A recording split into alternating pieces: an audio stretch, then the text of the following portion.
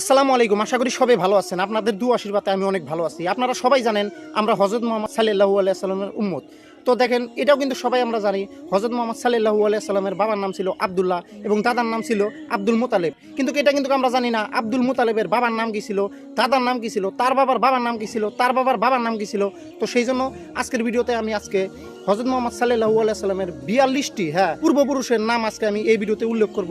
তো আপনারা প্লিজ আজকের ভিডিওটা দেখুন ধৈর্য সহকারে, আর ভিডিওটা প্রচুর পরিমাণ শেয়ার করুন, যেন আমাদের ইসলামের যতগুলো মানুষ আছে, ইসলাম ধর্মাবলম্বীর মানুষ আছে, তারা যেন এই ভিডিওটা দেখে জানতে পারে হযরত মুহাম্মদ সাল্লাল্লাহু আলাইহি সাল্লামের বংশটা কত বড় ছিল।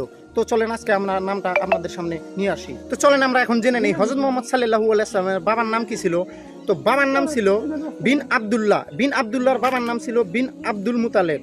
বিন আব্দুল মুতালেবের বাবার নাম ছিল বিন হাসিম। তার বাবার নাম ছিল বিন আব্দুল মানাফ।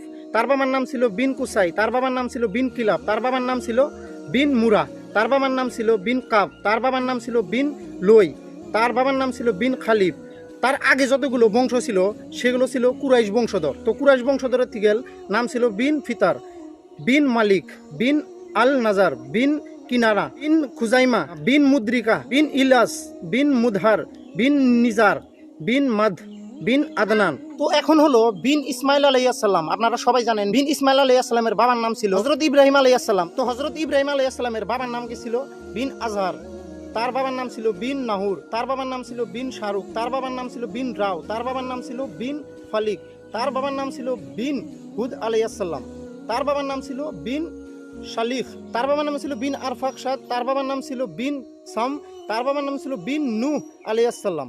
তার বাবার নাম ছিল বিন লামিক। তার বাবার নাম ছিল বিন মাত্তু সালাক। তার বাবার নাম ছিল বিন ইদ্রিস আলাইহিস সালাম। তার বাবার নাম ছিল বিন আল ইয়ারাদ। তার বাবার নাম ছিল বিন মাহাল আলিল। তার বাবার নাম ছিল বিন কিনান। তার বাবার নাম ছিল বিন আনুস। আর বিন আনুসের বাবার নাম ছিল বিন সায়দ। আর এটা কিন্তু আমরা সবাই জানি হযরত আদম আলাইহিস সালামের সন্তান ছিল তিনটি। এক নাম্বার ছিল কাবিল, দুই নাম্বার ছিল হাবিল, তিন নাম্বার ছিল সায়দ। তাহলে এখন আপনারা কি বুঝলেন? আমরা হযরত আদম আলাইহিস সালামের তিনটি যে সন্তান ছিল কাবিল, হাবিল আর সায়দ, তো আমরা এই সায়দ বংশ থেকে কিন্তু কি এসেছি।